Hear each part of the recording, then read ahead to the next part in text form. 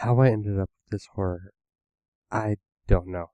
Why I deserve it, I don't know either. But it's probably better if I explain what's going on before I sound like a psychomatic who needs to go to the crazy asylum. So, from the start, hi, my name is David. I live in a small town near one of the most creepy schools in existence. I really can't do it justice. You have to be there for an hour to understand because you'll be sure something stalks you. Anyways, I was one of the unlucky kids who ended up in the school, which is how I know about it. But if there's one place that was out of character, was the library. I swear the librarian is only there because she gets paid. You can find some of the most gross, pornish, and weird books. But there was one, and only one book that got my interest. The Book of Minds. I never had plans of renting that book, because no one ever did. We never had time to find it among all the dirty, torn down, and boogered the shit out of books that blocked the path. I was surprised when I discovered the book, and I found myself renting it, yet barely touched it.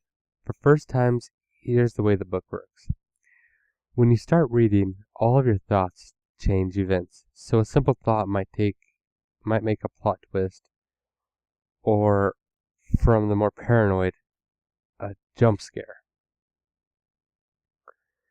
The book centers around you, a young yet strong warrior on a quest to slay a mighty dragon.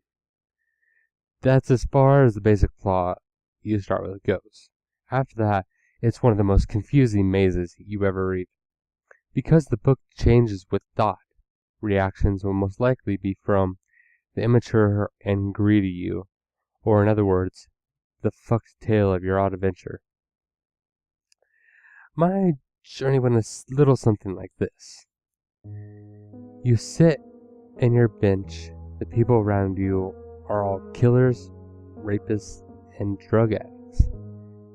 Your rotting lunch is finished, much of which was stolen by the criminals anyways.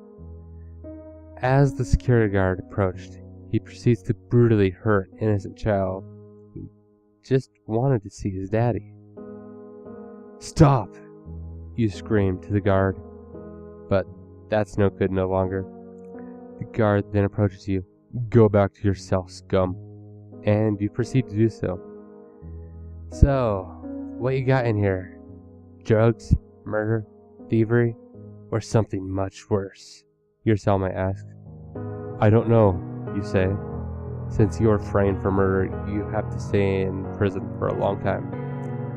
All full of evil bastards that will do anything just to get out." "But I'm not planning to stay," you say out loud. The guards just laugh it off. "Break time," the guards announce. That's a perfect way to escape. You planned it from your first day. First, you grab the attention of some strong criminals, and you try to lure them near the tall, non-climbable fence. As they approach, you brace yourself with an anti-gravity potion. You manage to sneak in. Boom! You're launched off above the fence with a broken leg. "Thanks, old man," you say quietly with a gorgeous smile on your face. "Now to finish off that damn dragon." The dragon isn't that far off or hard. You really only need a sword, although prison clothes won't get you too far. That's chapter 1. It was really confusing, mainly because I had to make quick thoughts. The final part. You're geared and ready to take on the dragon. That broken leg, though, began to really start bothering you. You could barely move it. You needed some medical attention, so you desperately began shouting for a doctor.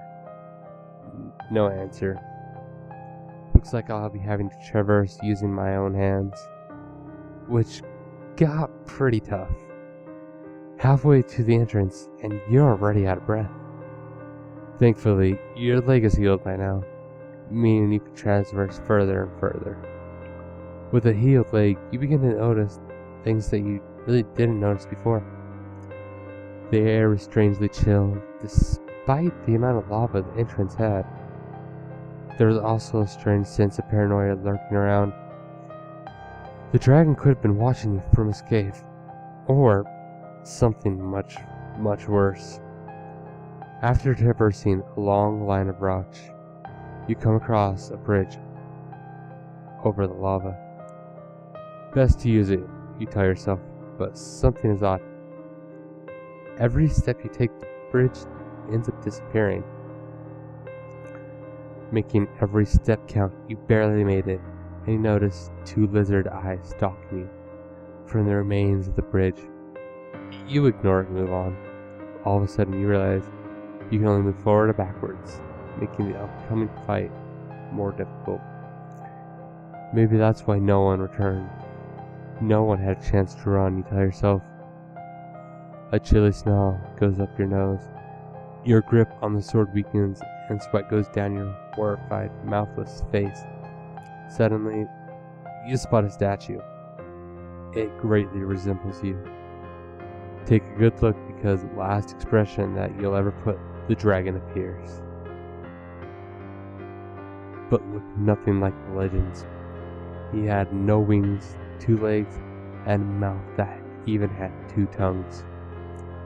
Then you notice you've lost your sword. Panic goes down your face. You realize defeat as the deadly beast takes its bad breath of fire on you. The end. And trust me when I say this, it hurts to get this ending. Like, really bad feeling of being burned alive. I even saw some of the spots in my skin being burned off. I knew what I had to do. I threw this book into the fireplace and watched it burn.